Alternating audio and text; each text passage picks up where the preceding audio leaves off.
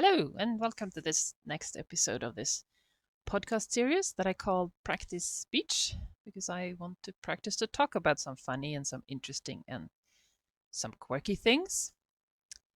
Today, I am actually at one of my life labs, otherwise known as work. My name is Anichka. I'm a scientist and I have worked with more things in my life than I care to remember. And lately, I have decided to use this arena to do some research into myself and into human communication. And this is why I'm doing this series. And the goal is to make 100 of these videos in 100 days, so one per day. And they are not meant to be perfect, and I'm not editing them in any way.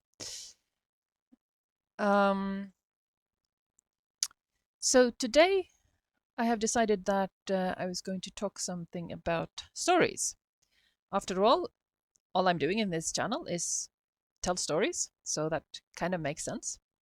And one thing that I've been thinking about is what the difference is between a story and a myth.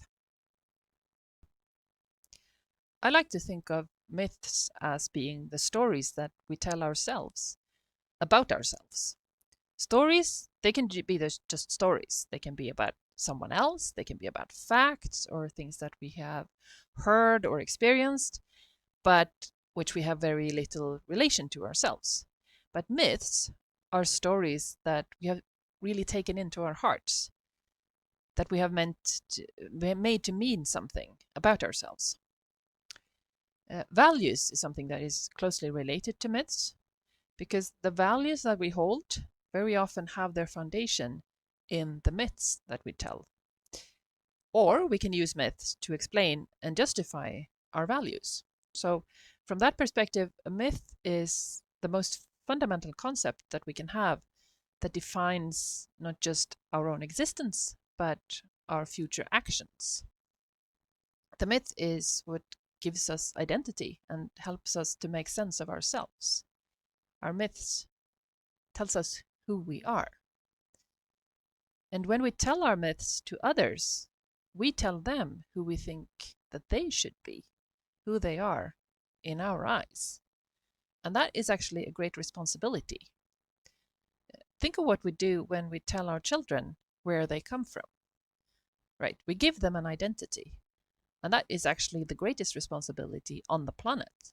But it doesn't stop there because adults also tell stories to each other. And in doing so, we help each other to redefine each other and mirror each other's identities throughout life. And a solid sense of one's own identity, I think it's necessary for each and every one to gain an autonomy that is needed to govern ourselves as human beings. A community needs an identity too. And a community that has a solid identity has a sort of a resilience and ability to govern itself through hardship. But a community that loses its identity will no longer be able to function, since the people that are actually living in it, they can not really make sense of what is happening to them. It becomes all chaotic. So it's no wonder that humans take every opportunity they can to tell stories to each other, even when nobody's listening. I myself, for instance, I have written loads and loads of notes for years that I only put in a desk drawer and then I never take them out again. But I still needed to write them down. I can talk to myself when I am bored or when I'm agitated, or we post stories on social media like I'm doing right now. And here's actually a question for you. Is it still a story if no one is listening? Is a story important if you're only talking to yourself? I think it is. Every story is important to tell because every story is unique. But listening to it, of course, has to be the choice. Randy Woodley is a professor. He's a Cherokee and he's a co-sustainer of a center in Oregon, which is called Eloe Indigenous Center for Earth Justice. I just wrote that down. But anyway, he explains the Cherokee understanding of a storyteller not as an entertainer, but as a messenger of something important. The story is the way by which the community makes sense of what happens. It transmits its values, understands itself, and decides what to do next as a group. And as the messenger in this system, the storyteller can use this power either to illuminate or to deceive the other members of the community. But the community will also be able to hold the storyteller accountable for which way they choose to use their narrative. And that responsibility of storytelling, that falls on all of us, but maybe even more on those who work in professions such as authors, journalists, influencers, and other leaders, who automatically have been given a public trust, a platform, and a big microphone. A storyteller who exercises that trust to serve their own interests or to serve algorithms' preferences for whatever generates the most clicks, they will eventually lose that trust. And I think that's important to remember when we toss our stories out in the open.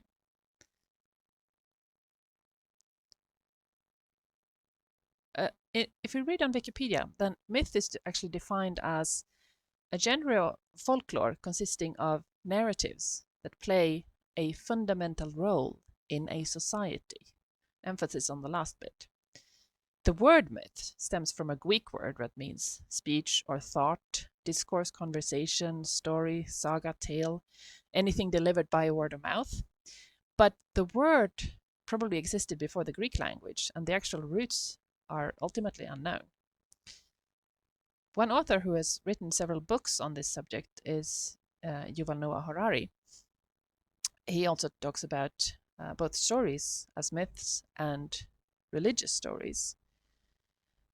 And his definition is that stories are what people want. Important stories or religious myths are stories that people want to believe. But he goes even further into stating that the most important trait of a myth is that people actually want to believe it. And so when I read this, I wonder what makes people want to believe in a story, not just to believe in it, because that would be what I do as a scientist. I'll present them with evidence and stuff, and I'll try to convince you. But if I come up with a story that is just a myth, for which there is no factual evidence and no proof, what would make you want to believe in such a story?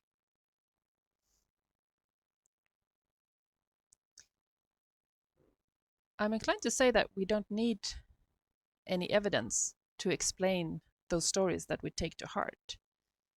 Because if something can be proven, then it's no longer actually a myth.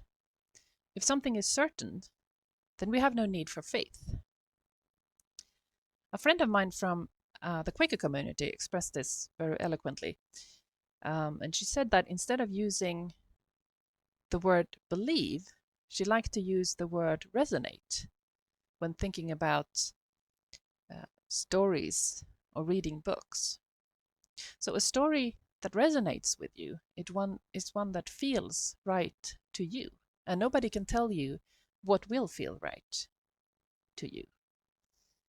Nobody tells their story exactly as another person. Even if the contents is exactly the same, when you retell it, you will add your own identity to that story. And when you pick it up and tell it again, then the story is carried forward when it resonates with some new people. But it will no longer be only your story. It will only be theirs. So in that way, a story is not something that you can just give to someone else. It's something that you share. And it's by its fundamental nature something that is shared among many people. So on that note, you can think of copyright and things like that, but it cannot really apply to a realm where nobody can own it, no more than we can own the air that we breathe. Terry Pratchett describes stories very wonderfully, I think, in his book, Witches Abroad. In that book, there's a fairy tale story, a fairy tale which is an entity with a life in itself. So it's not just something that you tell from one person to the next. It's actually more like transmitted from one person to the next, but it also transforms the people who are living in it and retelling it. And so in the beginning of the book, this is kind of a symbiotic relationship between magic as such and the magicians, but it later turns onto kind of a more of a almost parasitic relationship where the people are trapped in a myth that is so strong that it cannot help but to act according to the myth. I think that the trust that we place in a storyteller is just as sacred as the myth itself. And if that trust is systematically violated, we don't just damage the message and the messenger itself. We damage the whole platform that we use to speak, the industry, like the news industry. And eventually it also causes damage to the community whose identity is lost, and the community that loses an ability to actually govern itself.